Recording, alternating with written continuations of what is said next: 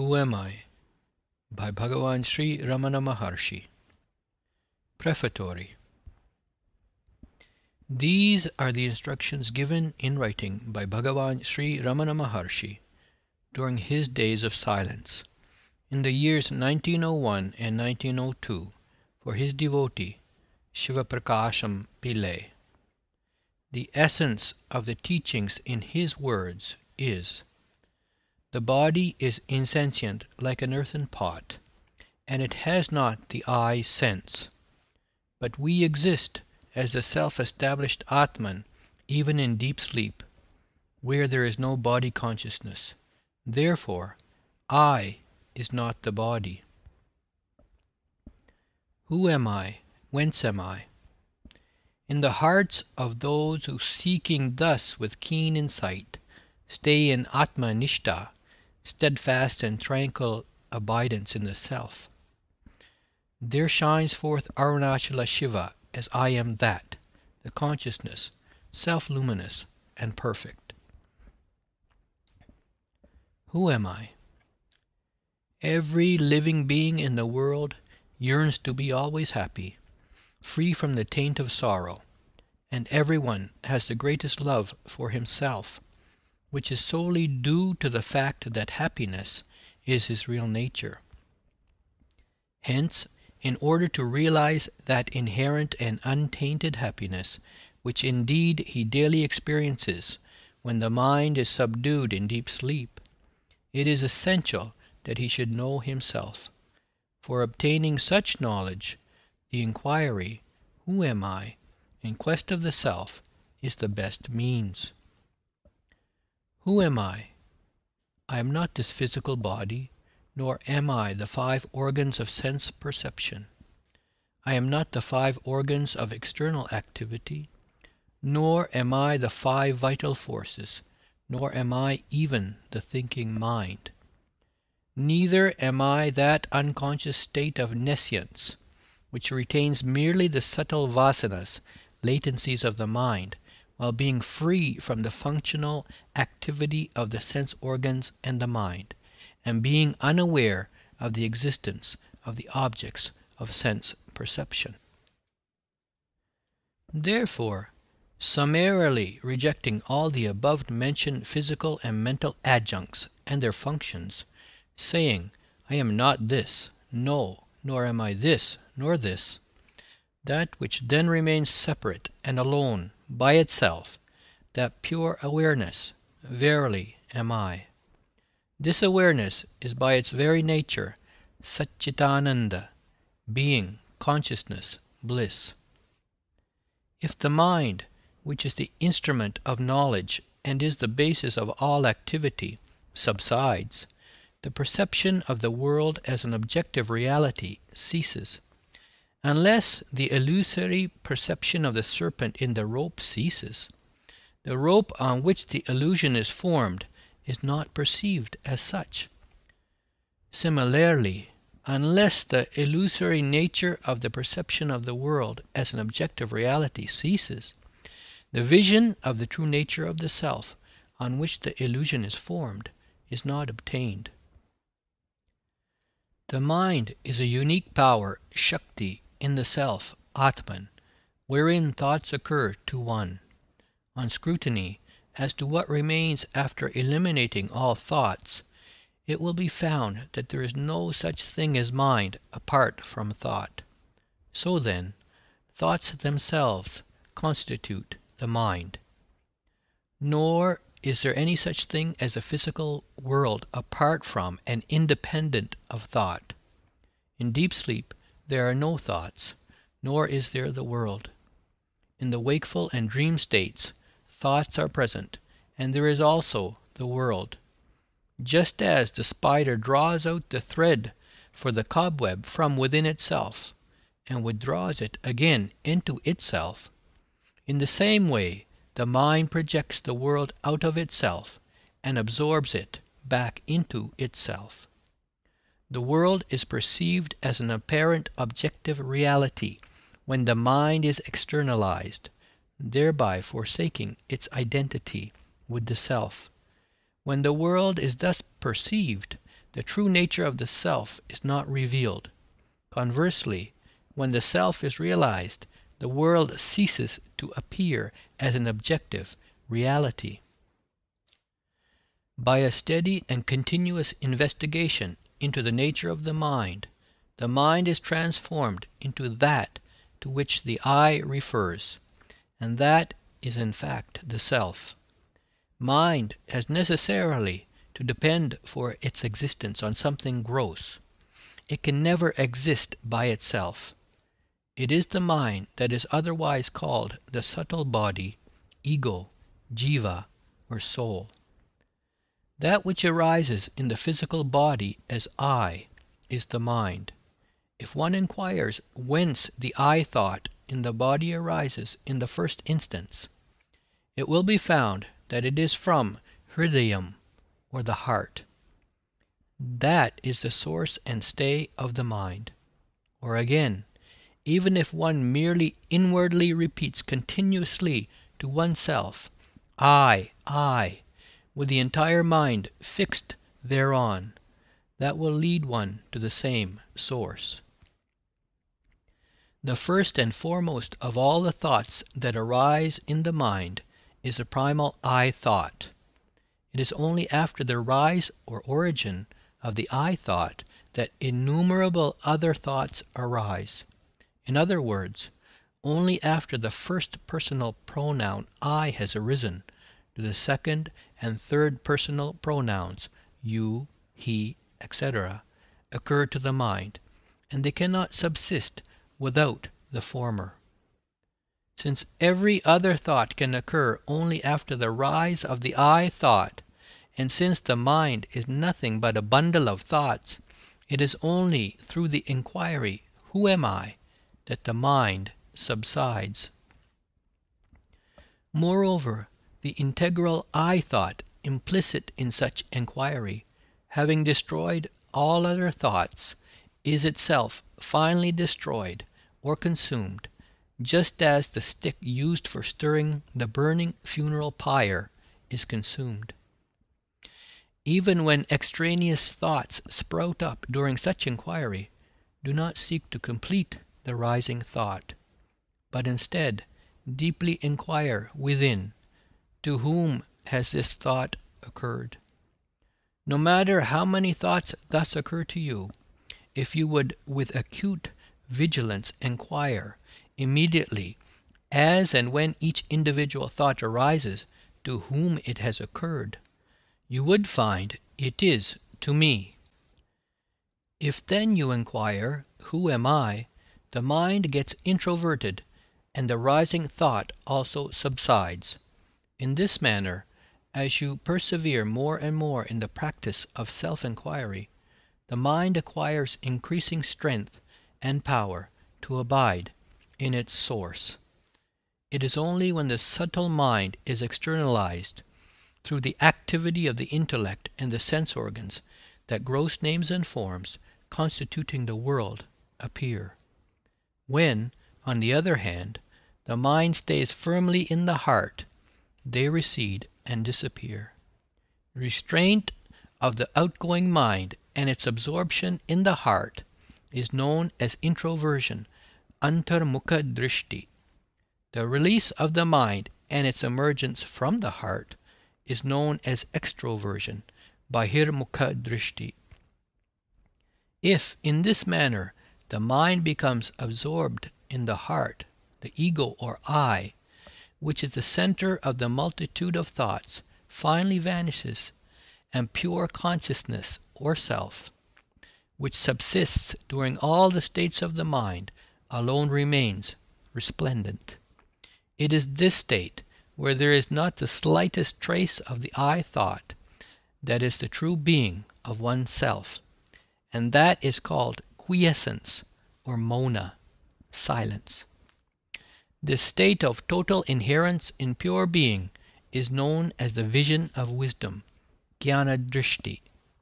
Such inherence means and implies the complete subsidence of the mind in the self. Other than this, such psychic powers of the mind as thought reading, telepathy, and clairvoyance cannot be wisdom. Atman alone exists and is real. The threefold reality of world, individual soul, and God is, like the illusory appearance of silver in the mother of pearl, an imaginary creation in the Atman. They appear and disappear simultaneously. Verily, the Self alone is the world, the I and God. All that exists is but the manifestation of the Supreme. For the subsidence of mind, there is no other means more effective and adequate than self-inquiry. Even though by other means the mind subsides, that is only apparently so. It will rise again. For instance, the mind subsides by the practice of pranayama, restraint and control of breath and vital forces. Yet, such subsidence lasts only as long as the control of breath and vital forces continues. And when they are released, the mind also gets released, and immediately, becoming externalized, it continues to wander through the force of its subtle tendencies, vasanas. The source of the mind is the same as that of breath and vital forces. It is really the multitude of thoughts that constitutes the mind, and the I thought is the primal thought of the mind, and is itself the ego. But breath too has its origin at the same place whence the ego rises. Therefore, when the mind subsides, breath and vital forces also subside, and conversely, when the latter subside, the former also subsides. Breath and vital forces are also described as the gross manifestation of the mind. Till the hour of death, the mind sustains and supports these forces in the physical body, and when life becomes extinct, the mind envelops them and carries them away. During deep sleep, however, the vital forces continue to function, although the mind is not manifest. This is in accordance with the divine law and is intended to protect the body by removing any possible doubt as to whether it is dead or alive while one is asleep. Without such an arrangement, by nature, sleeping bodies might be cremated alive. The vitality apparent in breathing is left behind by the mind as a watchman. But in the wakeful state and in samadhi, when the mind subsides, breath also subsides. For this reason, because the mind has a sustaining and controlling power over breath and vital forces, and is therefore ulterior to both of them, the practice of breath control is merely helpful in subduing the mind, but cannot bring about its final extinction. Like breath control, meditation on form, incantations, invocations, and regulation of diet are only aids to control the mind. Through the practice of meditation or invocation, the mind becomes one-pointed. Just like when the elephant's trunk, which is otherwise restless, is given an iron chain to hold, will, without reaching out for any other object, hold on to the chain steadily. In the same manner, the ever-restless mind, which is trained and accustomed to a name or form through meditation or invocation, will steadily hold on to that alone. When the mind is fragmented, expanding itself into a countless variety of thoughts, each individual thought becomes extremely weak and inefficient. When, on the contrary, such thoughts subside more and more until they finally get destroyed, the mind becomes one-pointed, and thereby acquiring strength and power of endurance, easily reaches perfection in the method of inquiry in quest of the self. Regulation of diet, restricting it to sattvic food, taken in moderate quantity, is of all the rules of conduct the best, and it is most conducive to the development of the sattvic qualities of the mind. These, in their turn, assist one in the practice of Atma Vichara, or enquiry in quest of the self. Countless Vishaya Vasanas, subtle tendencies of the mind in relation to objects of sense gratification, occurring in quick succession one after the other, like the waves of the ocean, agitate the mind. Nevertheless, they too subside and finally get destroyed with progressive practice of Atma Dhyana, meditation on the self. Without giving room even to the thought which occurs in the form of doubt, whether it is possible to stay merely as the self alone, all of the vasanas having subsided, one should firmly and unceasingly carry on meditation on the self. However sinful a person may be, if he would stop wailing inconsolably, "Alas, I am a sinner! How shall I attain liberation?" and cast away even the thought that he is a sinner, and zealously carry on meditation on the self, he would most assuredly get reformed. As long as subtle tendencies continue to linger in the mind, it is necessary to carry on the inquiry, "Who am I?" As and when thoughts occur, they should, one and all, be annihilated then and there, at the very place of their origin, by the method of inquiry in quest of the self. Not to desire anything extraneous to oneself constitutes vairagya, dispassion, or nirasa, desirelessness. Not to give up one's hold on the self constitutes jnana, knowledge. But real vairagya and jnana are one and the same.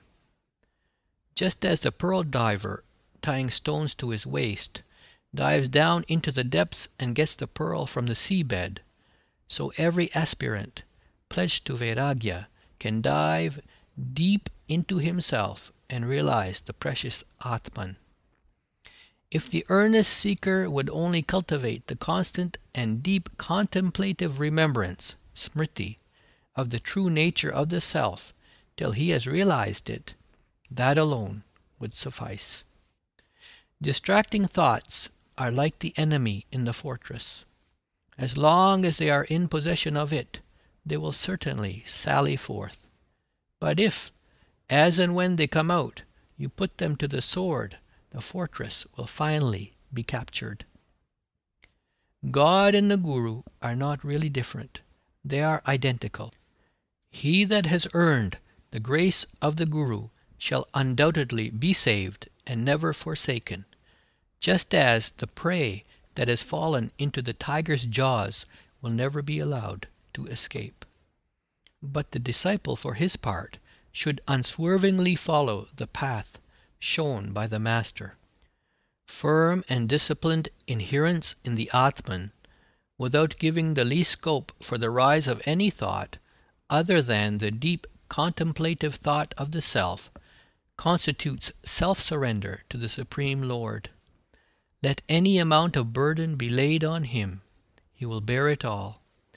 It is, in fact, the indefinable power of the Lord that ordains, sustains, and controls everything that happens. Why then should we worry, tormented by vexatious thoughts, saying, "Shall we act this way? No, that way," instead of meekly and happily submitting to that power? Knowing that the train carries all the weight, why indeed should we, the passengers traveling therein, carry our small individual pieces of luggage on our laps to our great discomfort, instead of putting them down in the train and sitting at perfect ease? That which is bliss is verily the self. Bliss and the self are not distinct and separate, but are one and the same. And that alone is real.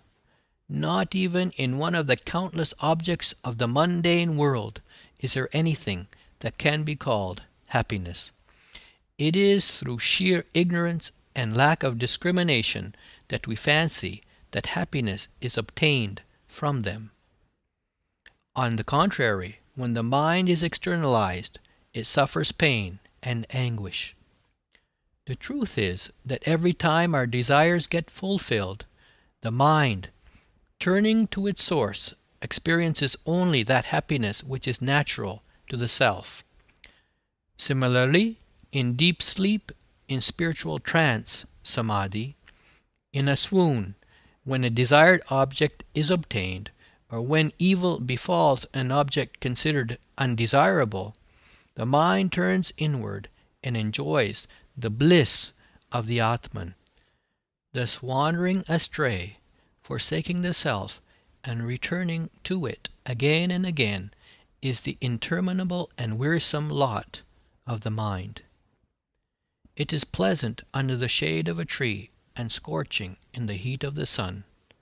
A person toiling in the sun seeks the cool shade of the tree and is happy under it. After staying there for a while, he moves out again. But, unable to bear the merciless heat of the sun, he again seeks the shade. In this way, he keeps on moving from shade to sun and sun to shade. Thus do the unwise act, whereas the wise man never leaves the shade. In the same way, the mind of the enlightened sage, Jnani, never strays from Brahman, the Absolute. On the other hand, the mind of the ignorant, entering into the phenomenal world, suffers pain and anguish, and then, turning for a short while towards Brahman, it experiences happiness. Such is the mind of the ignorant. This phenomenal world, however, is nothing but thought. When the world recedes from one's view, that is, when one is free from thought, the mind enjoys the bliss of the self. Conversely, when the world appears, that is, when thought occurs, the mind experiences pain and anguish. Not from any desire, resolve, or effort on the part of the rising sun, but merely due to the presence of its rays, the lens emits heat, the lotus blossoms, water evaporates, and people attend to their various duties in life. In the proximity of the magnet, the needle moves. Similarly, the soul or jiva, subjected to the threefold activity of creation, preservation, and destruction, which takes place merely due to the unique presence of the Supreme Lord, performs acts in accordance with its karma, and withdraws to rest after such activity. But the Lord Himself has no resolve. No act or event touches even the fringe of His being. This state of immaculate aloofness can be likened to that of the sun, which is untouched by the activities of life, or to that of the all-pervasive ether, which is not affected by its interaction with the complex qualities of the other four elements. All scriptures, without any exception, proclaim that for attaining salvation, the mind should be subdued. And once one knows that control of the mind is their final aim, it is futile to make an interminable study of them. What is required for such control is actual inquiry into oneself by self-interrogation of who am I? How can this inquiry in quest of the self be made merely by means of a study of scriptures? One should realize the self by the eye of wisdom. Does Rama need a mirror to recognize himself as Rama? That to which the eye refers is within the five sheaths, whereas the scriptures are outside them. Therefore, it is futile to seek by means of the study of scriptures the self that has to be realized by summarily rejecting even the five sheaths.